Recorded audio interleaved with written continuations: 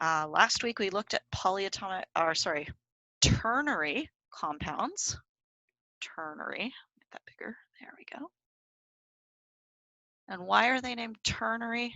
Because ter means 3 or more. So they contain 3 or more elements. So you would see 3 or more capital letters in your compound. And the only trick about that, if you remember from last week, is that we have a whole bunch of things, but we only ever have 2 names. Okay?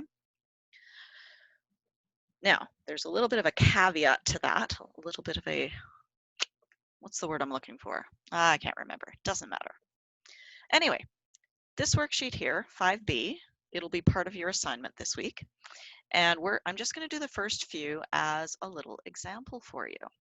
Okay, so we are going to box the cation. Remember, our compound always starts with the cation. The cation comes first, and then the anion, which we are going to highlight, comes second. So if we box our cation, the cation is either going to be a metal, or what else could our cation be if it's not a metal?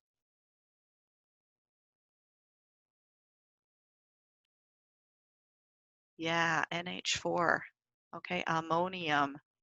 So as you're going through here, what you're going to do is you're going to box the cation. So you're going to box your sodium. Basically, you're just going to say, once I get to my second capital letter, unless I have NH4, that's the end of my cation. And that means that everything else is the anion. And then if I go to name that, well, I hopefully by this point maybe know that Na is sodium. If I don't remember that, that's okay. I can look it up on the periodic table. So now that we've named sodium, we have to go and look up what is HCO3. So we can go to our polyatomic ion chart, and HCO3, it's one of the ones that's got hydrogen at the front. So you're going to look under H for hydrogen. All right.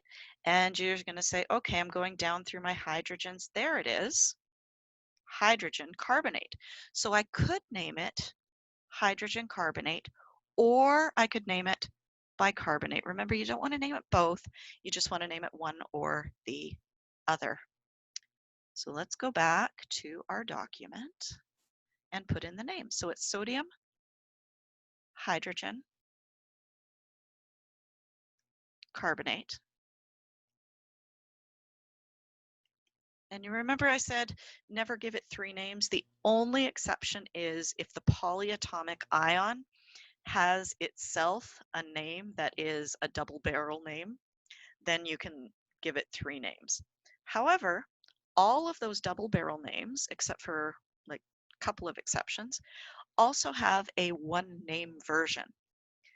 The other name that we could give to this would be sodium bicarbonate.